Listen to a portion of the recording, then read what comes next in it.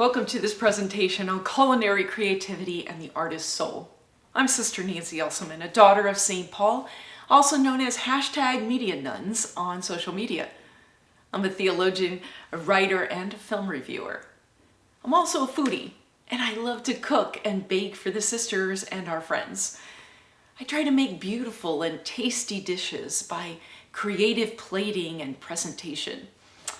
And the sisters are happy when I cook. So it's about me expressing the creativity that God has given to me. Yes, I do it for others, but I also do it because that is who I am. Artists create. It is an expression of our souls. And that creativity is a divine gift, one that we must use in order to be fully who we are. In my work as a media educator, I examine films and other media from the perspective of theology and how the human person is represented. Often I see grace, elements of grace, present in many movies and television shows that speak of authentic human values and even gospel values. Food movies are my favorite because of their symbolism, of their Eucharistic understanding of Thanksgiving, of gathering, of unity around food. That's what brings us together. It has great symbolism and creativity, and it shows the beauty of food and how food brings people together. One of my favorite movies is Babette's Feast, a 1987 Danish film directed by Gabriel Axel.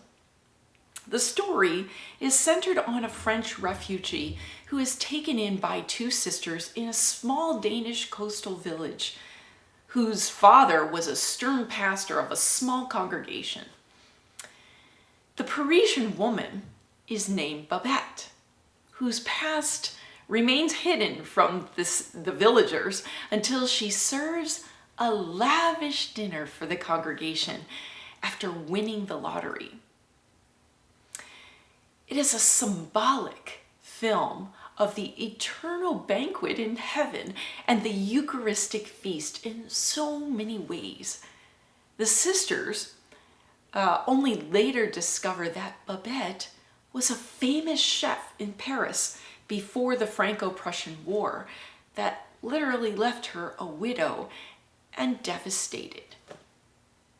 Babette tells the sisters that she spent her entire fortune and her entire winnings of the lottery on that incredible feast that she prepared for those sisters and their 10 guests. To their amazement, they responded, but now you're going to be poor. To which Babette responded, I shall never be poor. I told you that I am a great artist. A great artist is never poor. Babette gave everything she had to create the most delectable multi-course dinner for that congregation of 12 people. A little symbolic of the Last Supper, right? But her selfless sacrifice, almost in the example of Christ himself, her selfless sacrifice and her creative love exude from her very being. The act of creating is a spiritual gift, a spiritual exercise that unites her to God's creative gift of love at work in her. That's what artists do. They see what is unseen to the naked eye. They look to what is beyond, to the depths of things, to the soul of reality.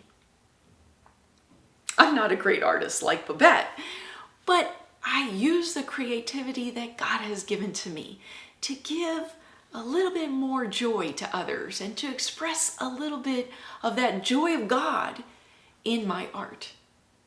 You too, no matter what creative gift you have, can express the beauty of God in your art or your craft, offering it to God as your sacrifice, your very soul. That brings a little more joy and a little more beauty into the world. So I say, be the artist God has created you to be, and live that creativity that comes from the very depths of your soul. God bless you.